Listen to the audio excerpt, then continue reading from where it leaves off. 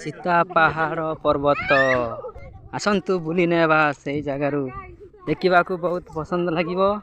आम बुली जाइछु आज आम सेठारे जाइछु पनीपरिया काटुछु पनीपरिया काटिया मात्रे आम रोषे आरंभ हम आमर पवित्र भाई नवीन भाई राजू भाई पनीपरिया काटुचंती आउ सेति मध्य विभिन्न प्रकार पनीपरिया काटुचंती सेति मध्य भात आ डालमा हम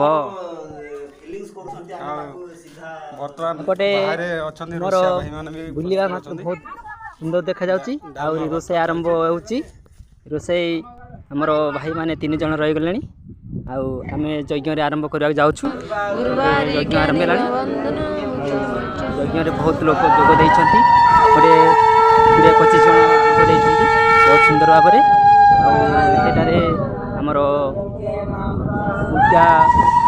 कार्तिक भाई पूजारी एवं संकीर्तन आरंभ है यज्ञ सरिबा मात्र संकीर्तन आरंभ है संकीर्तन बुलुंट एम